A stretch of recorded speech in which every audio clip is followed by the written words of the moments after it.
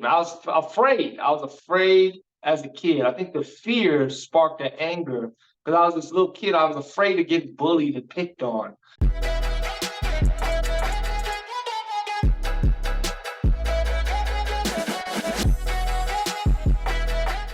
Hey, what's up? Hello. And it's awesome to be here. Always. Come on, it's always awesome. cool. Always cool when I get to sit next to you. Yes. And then actually, it's really cool when we get to bring someone else in. I know. We've been doing some more solo episodes a lot more. Like, we get these waves of guests. So if anyone has any ideas for guests, do shoot them our way. Yeah, but absolutely. We seem to have like a wave of guests and then a wave of episodes where it's just us. So it's always cool when we start back up with recording the guests I think again. tonight's is going to be really cool, though. Yes. No. Because, you know, like, this is look, special. Christianity, comedy, and tough questions. I know we already warmed y'all up when we brought on Matt Matias or Matias. You know, he's like, use your Spanish roots. I'm like, I will. But Matt Matias, the meme lord of Christian memes, you know, that was to warm y'all up. Okay. But now we've brought in a professional. Okay, a professional who who knows comedy on both sides. On both Right. sides. I think that's one of the huge things. And the question today is really like, what does it take in a pantry to stay in that world of comedy when you still have Christ, right? Right. And then also like what goes and what comes when you come to Christ and you already have a calling. You just have to kind of retrofit and revamp, right? Like a lot of people do, but this is comedy. Yeah. So, you know, we're going to help everyone connect the dots because we can't all be hilarious and paid to be hilarious. But there are, you know, relevant routes. So Sean Grant is a comedian from Miami, Florida. He's now in California. We just prayed for the hurricanes that are apparently a hurricane, Hillary or something that's trying to roll through. But he's been featured on Jimmy Kimmel Live. He's had guest roles on IFC and TBS. And he's also been the head writer for Dead House on Kevin Hart's LOL Network. So you know that he's known on that side of things. And he's come to Christ in the last few years. And he now hosts Comedian Bible Study, his brand new show that is awesome, where he talks to other comedians from all walks of life, different faith levels of experience. They pick a Bible passage. They get to pick, not Sean. Ooh. And he comes in and they start there. The convo goes wherever it goes. And we get to watch it. And all the Christians are like, please let them convert. But you know what? Welcome, Sean. It's awesome to have brother. you. Welcome. What's up, guys? Thanks for having me. Oh, Thank man. you. Thank you. That was fun. Thank you for that. I hope I can live up to that, man. I don't know. I mean, hey. look, our identity's in Christ. Whatever. I know, you know, we all look. You're in friendly company. No one's trying to cross you with like a got 'em verse or a got 'em question. So this is a good time. This is a vacation. And definitely not just going to be that one verse that you really need the whole Bible to explain. Right. I feel for you, Sean. I feel for you, brother. Can you give people a little premise for your show, just so people get a little more idea of like what you're trying to do with that? Oh, for sure. Yeah. So Comedian Bible Study, like you said, Michelle, it's just I bring guys who I've been doing comedy for 18 years. And you know, so the tagline is I get my favorite people to talk about my favorite things. I love comics. I love the effort to make people laugh. There's varying levels of it. There's some guys who aren't that good or good in certain situations, stuff like that. But I try to get guys who've been doing it at least about 5 to 7 years. So they're professionals at comedy. But a lot of guys, man, I hear them talk about Bible stuff on stage or their ideas are grandfathered in. A lot of people don't actually read the Bible, but think they understand the Bible and think that they know these stories secondhand or through some, I really don't know where people get some of their information. So that's what I think the great thing about the show. We just read it and we talk about what's there, right? And hopefully maybe some Rhema word gets through. We talk about the Logos word, the actual written word, but you know, people come on with their different agendas. We had a fun episode of a buddy of mine. Well, he's not a buddy. I didn't know him before the show. He's an atheist debater. And so he picked Leviticus and got into some of that stuff, slavery. And then we deconstructed, like, what did slavery mean throughout time? What does it mean for me to condone something, right? He tried to, make me. He said something about the morality of God, that I'm more moral than God, and I had to rebuke that. But I had to also, let you know, hey man, God has a tough job, man. He's giving people free will to love Him. If I was God, would I give people free will? Probably not, right? Like, but if you have a good God that loves us, that wants us to choose to love Him, and that's the trouble with giving us choices. Is sometimes we don't choose right. No, you will love me. And God's like, I love you. I mean, so it's kind of cool. Now, and I'll tell you what, honestly, like Michelle said, tough platform, brother. Like, we commend you for the challenge you've taken on. I commend you. So let's get to that question, because I think it's important. So we know you're doing this. So that was there. Mm-hmm. What is in your pantry though? So, how many, you said 17, 18 years, something in that doing comedy, in comedy, right? And so how many of those years were on the other side, where it was the same thing that they're doing? They're the no holds barred. No holds barred. You're talking about everything. You're coming raw. People are like, but then laughing at the same time. But it depends on the crowd. Our crowd would probably be like, and fall over. Or there's the people that've been there before that listen all the time. So right. What was it like? Did you cross over? Yeah. So how many years were you there? Like total on that side, because you've done some time on this side as well. I'm not saying sides in a negative right. sense. And that's the funny thing is because a lot of guys thought I was always like a religious guy just because I happened to not smoke or happened to not drink. And that's always, I've had asthma, so that's why I never chose to smoke. And I can't afford habits, man. I can't do all that. See, that's just wisdom. Waste of money, man. I need my dinero. So, not to say that I was in any way, I had my deficiencies as a person, and thank God for Christ coming into my life and cleaning some of those up. But the ones that are hardest for guys to change, the lifestyle stuff that people think when they think comedians, drugs and things like that, I never did have to deal with. I was never into that. So luckily, what the word did for me and what really brought me back to the word, probably late in my 20s, was understanding what it does for me. That fire and brimstone I grew up around in Baptist church didn't really didn't appeal to me. Like I wasn't struck with fear. Hell, I live in Miami. I'm like, okay, I'll get used to any kind of hot, so I figured I could deal with that as a kid. I'm like, it can't be that hot. I'll get used to it. But as I grew up, I'm like, wait a minute, the relationship with God can do so much, for God wants to clean up what's going on in you. I mean, He wants to get your body right, but you got to really want to let Christ in. He's going to fix your finances. He's going to fix your relationships. He's going to fix so I'm like, oh, there's so many benefits. I wish this was the avenue that I was sold younger in my life to understand that he's not a principle in the sky necessarily.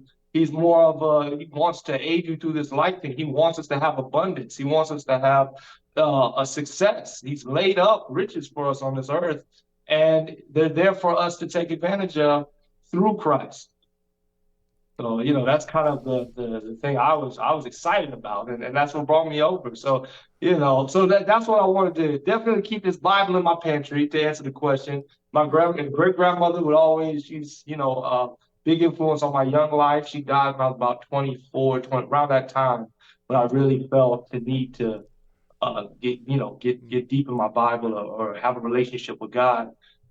So really had to keep this, and I see her little notes, man. But, a lot of it is her, just, making notations about scripture. Some of it's phone numbers, stuff, people she met at the 99-cent store and stuff like that. Oh, that's cool. That's amazing. Have you ever called one of those numbers? That's a good idea, man.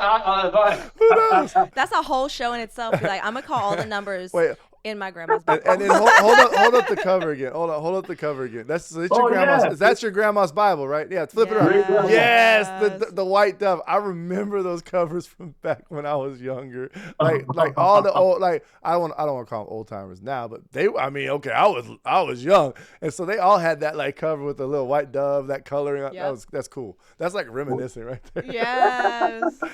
Oh my goodness. No, I think that it's important to hear the slight shifts, because one of the things that it was only a few years ago that I heard it and it clicked, because we go to a church, Greater Grace Community Church. So clearly we always joke, your church is named after what it's going to focus on, and we focus on a lot of grace, right? and and having that grace empowers you. It can enable you to do the wrong thing, but it can also enable you to actually get out of the pit. Right? It's pretty much where your heart is and what work God's doing in you at the time. But what someone said, a lot of the time people will sell you the gospel as a way to escape hell. And then you come into Christianity, like, whew, I dodged that bullet, moving on.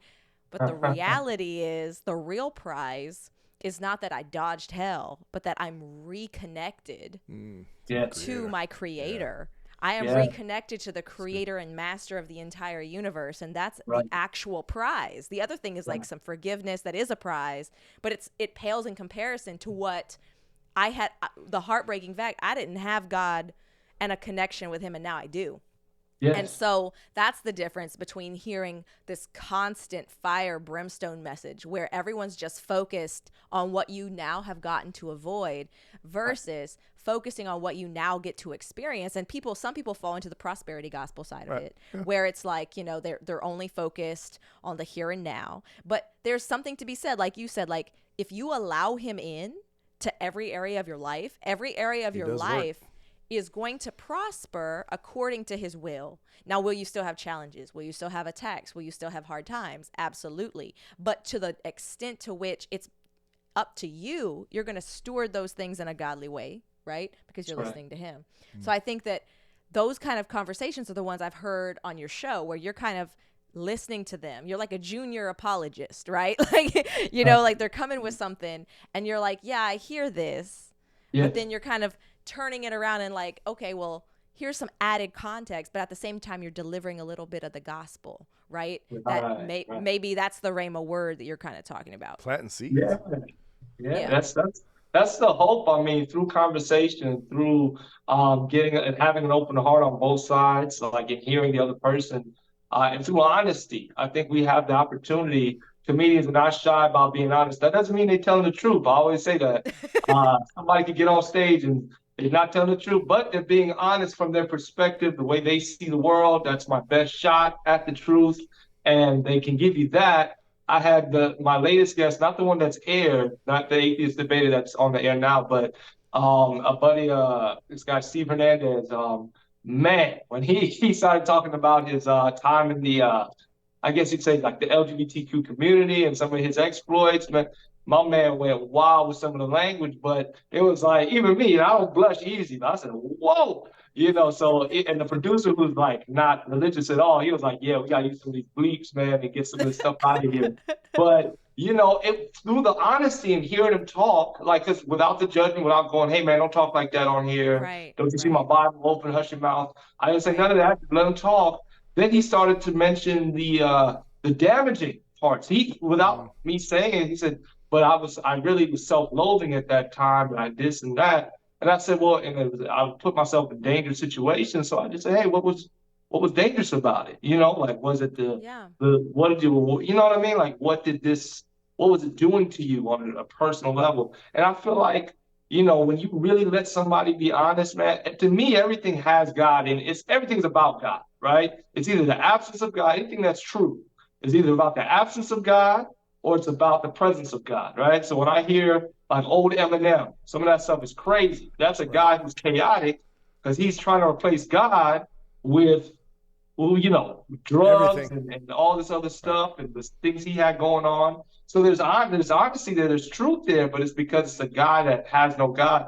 Or even like the song Hosier. I like that song. It has a lot of like Take Me to Church. It's very it's an idolatrous song about a man trying to replace the presence of God with a woman and trying to worship a woman and how he'll fall short of that every time because she can't love you the way that God, there's no way that a person can give you that type of love. So even in those things, you're like, oh, wow, look what the absence of God does to people. And when you let people express themselves in that way, then you can show them something different. What the presence of God can do for you. if this is true, then what else is true, right? Right. We'll find the thing that's actually going to fulfill you, the love that's actually going to make you whole, Man, through that conversation. I like that. The love Mm-hmm. that's going to make you whole because Right. when you mentioned my favorite, by the way, Eminem, because We I pray pray for him. I pray for him all the time because Wow. but one thing I noticed as you walk out of that, right, while you're in it and you're listening, you're like, yeah, I can feel this, right? Mm-hmm. And then when you walk out of it, it's like, wait, every time he had an album that shot out, like just went blast, he Right. was in a bad spot. Right. Like it was negativity.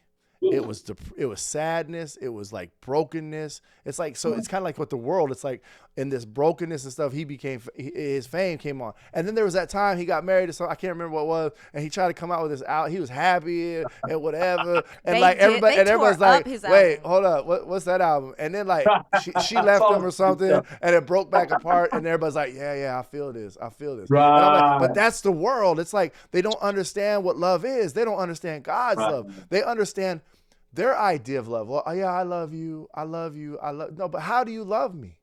How do you love me? If I do something wrong to you tomorrow, are you still gonna love me? Right. And a lot of the times, depending on how severe that is, they might say, even if it's a little minor thing, oh, I still love you. But inside there's a bitterness or something that starts to well up. There's not a release from the grace. There's not a release from the forgiveness. And so then and so this love is like, no, it's not. You would walk away from me in an instant. God doesn't walk away from you. No. And so that's the love that we're trying to bring to them, and how to bring that. Boy, that's a tough one. And look, y'all, everybody, again, I've said this on our show before. I'm praying for Eminem because I want Eminem to come to Jesus, because you know how broken people are when they come to Jesus. They get like broke down. His album be fire. Look, I was praying for Hollywood when I first came to Christ. Now Black China just got baptized. Right. Kanye, he's in an interesting place, but at least Jesus is king where he's at. Yeah. So I mean, prayer availeth much. And I want to jump back again to one more thing. I love that you allow them to be them. Yes, I was like yes. Okay, so two parts. This is my second part of that, because we go out on the streets, and when I'm talking to a young man, I'm not telling him to correct his language. Exactly. I'm not sitting there telling you need to change right now and speak to me with respect and no, I'm just listening to you. I'm listening to you because you know what you can gain when you listen to somebody when they're in a transparent mode. You can hear their heart. Yes. You can hear the depth that is coming in through their words. Like I remember one guy we were witnessing to. I had my friend Jonathan White, shout out. Anyways, that's my good brother of ours from the church. That brother knows every rap song, like Christian rap song, what it says, the message it's put out. And I was talking to this other kid who's in the world rap, and he's like, well, I like rap. And he goes, and I have this problem. So how would this work? And I'd be like, Jay, text. Shoot me over a rap song that would help this brother, because that's where he listens. And dude, he would kick that thing. Dude, it was cool. It was like, but being able to listen, hear their heart, and move on. I like what you're doing.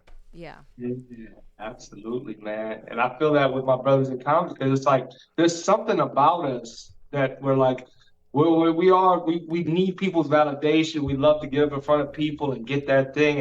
And like, I tell a lot of them, we miss sometimes. We all know that, right? So like, but we can relate, like you just said, either on rap or bombing. Like a comedian, every podcast I do, nobody wants to hear about your good shows, right? They always want to hear about you getting booed or something bad. It happens over time as you're getting better. We all have horror stories of tough crowds, right? Or of weird situations. So when they see me as a brother in that, and they go, wait a minute, I didn't know that about you, or how they always get curious about, wait, when was this? Like, because I've just been around you and I see you at these shows, and it's weird to bring it up at the clubs, or I just never, but if you're in a car with me, if you're with any, isolated period of time with me, I'm bringing up God, I'm bringing up Christ, and because everything's about that. But maybe at a club, it's a little more superficial conversation. I just can't have low frequency conversations no more, man. I tell people I'm glad LeBron James is retiring. I love LeBron James. To me, he's the best basketball player ever, but I can't have no more conversations about how good he is. If I'm going to talk about LeBron James, I want to talk about how he's a good family man or something deeper, some high frequency. Right. Not, is he better than Michael Jordan? Who cares? I'm tired. It's 20 years we've been talking about this. So I like God to me, and everything in this Bible, man, it breaks it's the grassroots of every story that we're intrigued by. It's funny because I had a Jewish buddy. My first chosen guest was on yesterday. A guy named Danny Dunn, super funny guy. 2 specials out on the internet. You can catch him all over the. He's been on all kinds of late night shows. Super funny guy. First Jewish guest, and this dude said, "Now it was a great conversation." Until he said, "Man, I'm gonna be honest, Sean," because I asked him who and I want to ask you guys this too, but who his Old Testament story, if he could write a movie, because he's written some movies and stuff about an Old Testament story that's not widely done, who would he play and what story would it be? This man said the Bible's not a page turner. Said, "I'm be honest, Sean, the Bible's not a page turner." Are you crazy, man? I said, "Hey, we murder." If that's not a sign you lack the Holy Spirit. It's like when you get the Holy Spirit, the Bible's boring. I'm like, it's better than Game of Thrones. No, they'll watch Game of Thrones. Made me mad. Right. The ending made me mad. But still, they'll watch Game of Thrones and walk through the Bible like, I can't believe this is what. Are you kidding me? Wait, hold on. If what's that blonde head chick's name? Daenerys Targaryen. Daenerys Targaryen. Yeah. If she had God on her side, people would still watch it. They'd be like, "Yo, she got a power up. She got a power up, y'all. She about to wreck house because that dude don't play." Right? But when you flip the page over the Bible, like, I'm just like, but I feel it because a lot of people, for some reason, I mean, I'm only speaking from my experience before Christ. Okay, so for my first 23 years of life, what do you do when you grow up? Now, Kalia, our daughter, already knows this is not how you read the Bible. If someone's offended by me saying this, oh well, right? But you don't read the Bible for the first time straight through unless you have no good advice in your life. Okay, but every other book in your life you read from beginning to end. So you pick up the Bible, this giant, intimidating, big, thick Bible, and somehow it's always a King James you find. You never find an ESV. You never find an NLT. People just always find the King James first. And so it's like akin to Shakespeare, although it's easier to understand. And you start in Genesis, and it's interesting. Maybe it captures you, and maybe you hold through to Exodus, and then you hit Leviticus, Deuteronomy, and Numbers. Yeah. And you stall out. You stall out in Leviticus. And people, then they give up. They move on with their life. And they don't know that there's all these major and minor prophets. They don't know a donkey talks. They don't know that, they don't know at all about Elijah and Elisha. They don't know any of it. They don't know. They maybe heard about David, but they're like, is he in Leviticus? You're like, no, he's not. That's usually when we're doing our year through the Bible. Why she pointed and laughed. When we're doing our read through a year in the Bible, that's usually where I start going. I literally fall out behind every year. So this year, you know what I did? This is just a side, but I decided to start in Romans. I started in Romans. And I read all the way. I'm almost through to Jude. I'm almost at Jude. And then I'm going to go to Revelation because I have to, because we're doing that study. So I have to refresh. And then I'm going to go read the Old Testament. And why? Because that's the area of the Bible, even the Gospels. And your latest episode, I was dying because I wanted to tell him. I was like, things Jesus says in the Gospels are relevant to us, but in a different way than the people he's literally talking to. The Sermon on the Mount is him literally talking to the Jews, showing them that they could do the whole law and still not get saved. And that it's and so the audience, there's they're talking over and over about not being able to get it, right? And it's the whole point is we have the Holy Spirit and we're sealed, and therefore the law comes to us in a different way, right? But so I love all of that. But I think that people, they just get intimidated by that part of the Bible, and they don't know about the rest. They just fall apart. And that's what I mean, even him, he knows a lot of verses. Even when you're 4, you're only watching Joseph the Coat of Many Colors. You're not getting all that other stuff. But I mean, long story short, it's very interesting. Yeah. Oh, yeah. It is a page turner. There's just a little bit that's not. Joseph's bomb. Man, his brother's trying to kill him, and he's getting Potiphar's house, and the wife lying, and they go to jail. What do you want, man? What else do you want? That is literally the plot of so many shows. Yo, they stole it from Joseph. No, if you listen to most people, they're gonna be like, wait, No, because they want him to sleep with the wife. Cause he's evil. He's a God's person. He'll just take the wife. It's like, Right. nah, that brother said, no. Right. No, Yeah, thank you, man. right. Thank you, man. I know. Right. So on that, so we talked about the good things in the pantry, right? Yes. So what are some of the things you had to throw out? Like, throw out that dishwasher, That's a great question. I feel like definitely my definitely had to throw out my anger, especially as I was preparing for this show, preparing my heart to do this, because I just got interested in the Bible without needing to be told. I love talking about it. I feel like I try to grasp things that aren't even necessarily biblical, like even this to know when the Jesus letters turned red in 1899. That was the first book where somebody made his words red, things like that. I just like to know facts about the Bible, but knowing how to navigate a conversation like you guys are saying without tripping. I used to trip, man. I don't know what was wrong with me, man. I was a wild dude. I just had this anger. I'm a little guy, 5'8". You know what I mean? People could they round me up quick. My boiling point is, I'm just an angry little dude, man. So I'm not saying I can't handle myself. I can box and all that, but that's why. Why? For what? You know what I'm saying? Hold on. You said I was boiling point, but I can handle myself. I might be small, but I got you. I got you. Don't mess with me. I ain't gonna say I'm soft now. Wait a minute. Right. Look, when you're 5'3" and a half, 5'8" is tall. Okay, I'm 5'3" and a half, and All perspective. I'm like, look, y'all all need to take them from me because I'm too small. So you're angry. My wife would give me noogies, man. My wife's about my height, man. Anger. So I'm sorry, I cut it. I'm sorry because it was funny. I'm like, man, he had to throw in that hold on, I'm holding back my punch. Wait, I gotta throw it in. No, man, and it's all. I mean, I'm not gonna say, but it's unnecessary energy put into arguments and trying to win an argument, and that was what I spent a lot of my early time being comedy police. I think any comedian. I remember guys getting into fights over who's jacking somebody's jokes and who's doing this type of stuff. And my thing is, man, I've abstained from that now, gossiping, because that's probably in every field, right? It becomes high school again. We get so socialized in that behavior to talk bad about people. And I thank God for making sure my heart, like, give me wisdom in certain areas to be like, that there's no fruit there. There's no fruit talking about that person or talking down. And I've noticed that the more effort I put into not being a certain way, people recognize that, not just in that I'm saying, hey, I don't want to gossip about this person and me saying, oh, he's good to that, but they feel it about themselves. Like, okay, he's a good dude. Like, I feel safe around this guy because a lot of people do that to see what you'll do, to see your behavior, right? To see if you'll participate with them.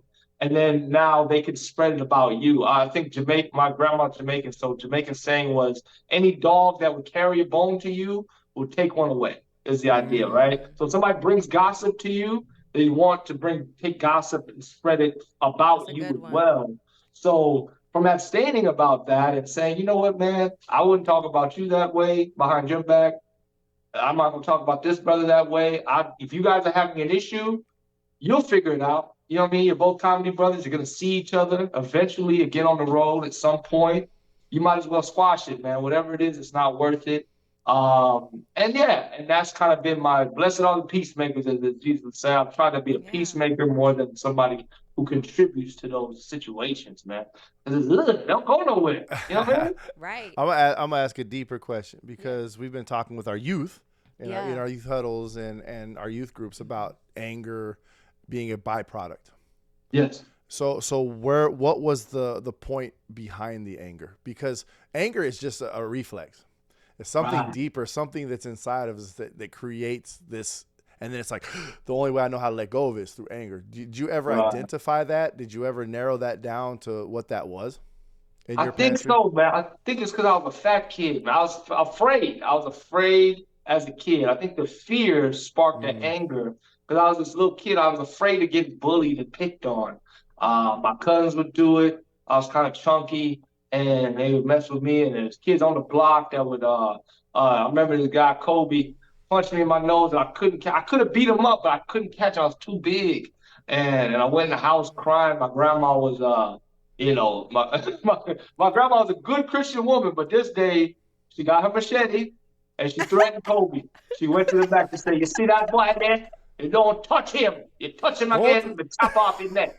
And that was a Christian woman. She threatened to behead a young 14-year-old boy because she beat up her 12-year-old grandson, or unfortunately. But yeah, man, stuff like that, that is probably what the anger sparked from, just a fear of being picked on or being viewed as soft.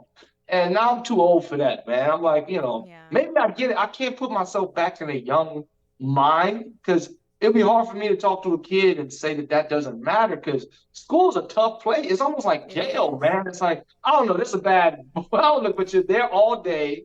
And I guess your reputation matters to some degree, but I don't know. It does. What do you guys That's think a good of? point. No, What that's do a you good guys? point. Yeah. I mean, so we've decided to homeschool our daughter. And one of the Yes. things that, when you are, weighing it and all that stuff, because they're still super social. They are in co-ops with other homeschool kids. They're out and about all Yeah. day long. But one of the things that hit me that I just was like, yeah, that's true. Because I was like, why is school tough for everybody? And I realized, like someone said, school is one of the only times other than like a senior living facility, right, or community, where you are surrounded by just your peers with very few role models and very few people younger to feel like you are their role model. You're just trapped in a box with people that are your age figuring out and struggling with the exact same things with very little inspiration to see who made it past that. Yeah. And the teachers are very stressed because there's so many kids around and, there's not enough time to actually deal with each individual kid and learn them, especially in middle and high school, where these kids come in and out of your classroom and they're dealing with their stuff and the teachers are dealing with their stuff. And it's this highly charged emotional environment. You're all expected to perform and you're surrounded by people who don't know life's answers either. Right. So because no one is there to mentor you, they're there to teach you a subject, unless a teacher takes you on under their wing, right? There's always that one teacher and their little crew of students. But so you come up with your own answers to life, but you're ignorant. Like I'm 14 years old and I'm coming up with life philosophy at lunch with my other 14-year-old friends who have never paid bills, who don't know, and that's life. I got that blank piece of paper trying to write who I am. And no one guided me along the way. Say, no, this is who God says you are. Right. So it's so I mean I get it. That's why that's when I finally realized why it's so tough for the vast majority of people that are in high school, unless they have a community behind them. And you got acne and pimples. And because again, you don't have adults to show you it doesn't actually matter. I had the sweats too. I don't know if I had so nervous sweats. Like my mama had to give me top shelf deodorant. It'd be like that medicated pharmaceutical. The pharmaceutical stuff. It's like the prescribed stuff. And that would be my sophomore because I would sweat for no reason. It'd be cold. And I just started sweating. Yeah, it's such an awkward time in your life. And it's tough. Everyone's crabs in a bucket, but look how it stuck. Right. Look how that stuck, and then it became a wall, a wall of defense, a wall of like, no, you're not getting into this. I've been there. I'm not going back there. I mean, I think a lot of people have gone through. I think a lot of people can connect to that right now. Like we throw up that wall, like no, and then you get that break where you're a little taller, you're a little bigger, you ain't as chunky, and you're like, you ain't messing with me. I got some hands. Yo, watch out. And it's like, I can catch you now. Right. I can catch you now, but I don't need to. But it's weird how that continues. Yeah. No, you see it at high school reunions. I'll never go to another high school reunion. I went thinking it was going to be like, I get to see people that I used to be tight with, but we've moved, right? I thought it was just going to be like fun conversation. It was so much grandstanding, so much alcohol to cope, so many people literally there to peacock, and I was like, come on, Shay, let's go. Like I was so done. She took me on. I took note 18-year difference, and I'm like going. And these kids, okay, I'm saying kids because we were like 28 years old, right? Because probably 10 years. Point, yeah. So 28-year-olds were like talking to my husband, who's like a double time grown man, okay? And they're like trying to just strut and like talk about, you know, the life they've seen. I'm like, guys, I'm never coming back here again. You blew it. You all blew it. And I took note though of the people who weren't there. Right. And I was like, most of the people who weren't there are the kind who I've seen from social or from actually knowing them or whatever. Like you, they just don't care. They don't like, I was like, oh, so this is where people go to show off. You don't come to say hi. Okay. No, let me never it's come about back. it's where you got, right? It's right. like, let me just show off my life. And I'm just like, oh, okay, well, Wait, I got a question. Did you ever go to a reunion? No. Because you know the first question out their mouth would have been, hey, when did you get booed? How did it feel? Right. In fact, they tried to get me because I guess so we have a picnic. So in a couple years will be my 20 year, a few years or something. So they have like a picnic and they wanted me to perform, but their money was so low. I said, man, get out of here with that. Basically perform for free. I said, why? I wasn't your friend. This is business. I ain't come here to, I don't like y'all nonsense. I don't know them. I don't know them that well. And I didn't even recognize the young lady. Like, I was like, who is this? And then she was like, it's me. I was like, oh, okay. You don't look 18 no more, I'll tell you that. Which is all right. My grandma threatened you with a machete once. No. That'd be another class. That's older kids. But look, yeah, true. No, that's true. I try to get that energy though, man, when you like, because you want to make up for that kid. But like you said, man, it's good to find God's grace, know who you are, there we go. And go, I don't have to let everybody know how successful I am or how my bank account's doing or stun on anybody, man. Although there was a time, man, I wouldn't mind that at all. But that's when I was broke. When I wanted to do that, I was broke. And then when God started blessing me, with stuff, man, I said, I don't need this. I feel like that's what's so amazing about Jesus at the cross, man. The fact that when you can be gentle, when you pull back, so that's what the way I wasn't taught that story early in life, is that this is God in flesh. If he wants to kill everybody, wipe them off the face of the earth right now, he can do that. But the level of gentleness and patience that he's using, when he could be using power, which is all we understand, is to exert power over somebody through violence. And the fact that he's abstaining from that. Good lesson I learned from somebody was like how a baby you can only be gentle if you have power. A baby can't be gentle because they don't have power. They can't really, that's why but you have to be gentle when you're playing with a baby because otherwise you can overexert the power that you have over that baby. So that's kind of how I look at God playing with it, like, allowing us. No, that's very good. Yeah. Oh, that's good. No, because I know, not that I don't, and I'm not gonna say I got some hands. But anyways, anyways, but I just look at me, y'all. I mean, anyways, but no, when I held my baby, like every ounce of that power that I know I can tap into, like. Okay, I've gone through my training and all this stuff throughout my life, and it's like, but here you are holding this baby, and it's like it's such a gentle maneuver and motion, and it's like I'm here to care for you. And if the people would understand that that's what God is doing, okay, look, you get older, you get babies are on milk. You don't sit there. Rephrase. You should not sit there and yell at your baby because it's crying. Okay, right. We don't sit there and yell at the baby for crying. We try to figure out what's wrong. Right. Well, then as we grow, okay, yeah, there's going to be some circumstances and there's going to be some challenges and there's going to be things you do that you're going to face some music on. But God is always there in this loving position, holding you in his right hand. And he's like, but I'm going to correct you because I love you. Yes. But I'm going to love you and I'm going to keep you and I'm going to hold you. But you know what? You got to do some things. You got to change some things up because you're just walking the wrong path. And I like what you're saying there because that's what we learn. And people in the world, we got to understand too that, they're not going to understand all of this because they don't have the Holy Spirit. Right. And so they have to have that moment. And I like what you're doing. I'm going to get back to that because I think we got to wrap here shortly. But great conversation. I think I could talk like this for days. But it's like getting back to what you're doing is, you know what? You're being a demonstration of that love. God meets us where we're at, and I like that what you're doing, brother. I like that you're like, hey, you know what? I know you don't get this. You've talked about this. You beat this up all the time. You know, you don't believe it. Bringing on like a dude who like straight up knows how to like argue against Christians. Like he just knows how to like present it. And so as we're walking out, where do you see God establishing your steps as you move forward?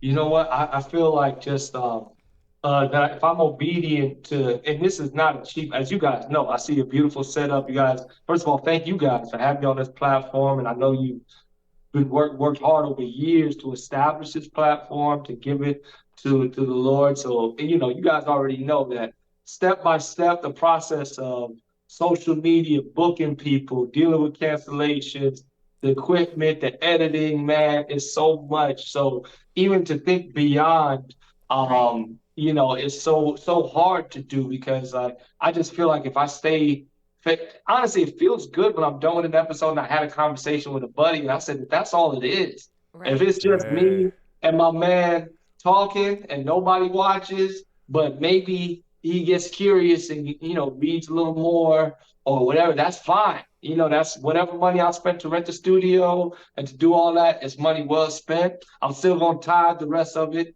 do whatever I do with my money, you know, do the right thing with that 10%, hopefully the right thing with the other 90%.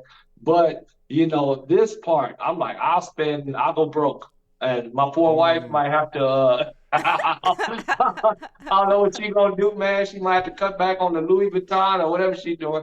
But if I go broke, man, that's cool. I don't even know how to get advertised. I don't know how to, I guess I know how to do ads on Instagram, stuff like that. But whatever happens, talk. man, I hope it blesses you. Hey, look, We'll talk. I know I'm no somebody. pro, but we'll talk, and I can connect you with some cool folks. Bless you guys. I appreciate. Thank you, Michelle. Absolutely. Thank you guys so much for even giving me your time and giving the platform this time. Thank you. Thank you for your honesty and doing what you do, brother, for the kingdom. It's awesome. Yeah. So for everybody listening, I think that there are some big takeaways from what you've heard on this episode that go past just being like, oh, I'm a comedian. Because I know some people are like me and they see the connections everywhere and they just like retrofit it for themselves. And there's other people who are like, well, that's nice. That was awesome. I'm inspired, but I'm not a comedian. You know, I work at Giant or I work at the bank or whatever you do with your life. I'm a stay-at-home mom, aunt, whatever, right?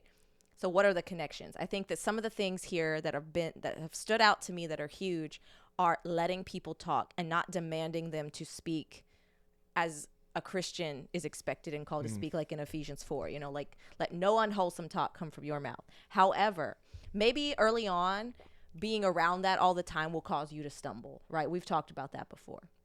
However, trusting in the power of God to allow you to sit and hear somebody speak, however they speak, authentically sharing, authentically being themselves. You don't need to fear that that's going to drag you down, but instead be excited like you do. Look forward to that conversation.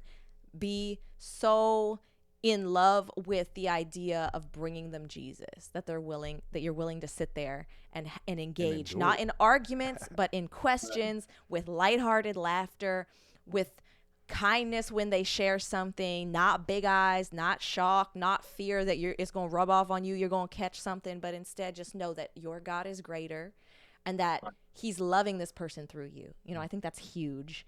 And you know, I think that, and just, I love the simplicity of your answer of what did you have in your pantry to make these decisions and what do you have more of, you know, and you held up your grandma's Bible. The coolest Bible ever. The Word of God. Like some people be like, yeah, that's nice.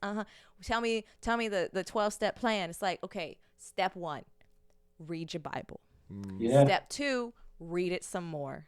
Step 3, keep reading. And you proceed to step 12. And like you just said, it's hard to look out and make these big plans. There's somewhere in the Word where it's like, if you just say you know what you're going to do tomorrow and you don't say God willing, you're actually being kind of big-headed, right? So I like your answer there too. It shows the humility. It shows the impact of the Word in your life. Now, none of us are perfect, but you've come a long way, and it's because of what?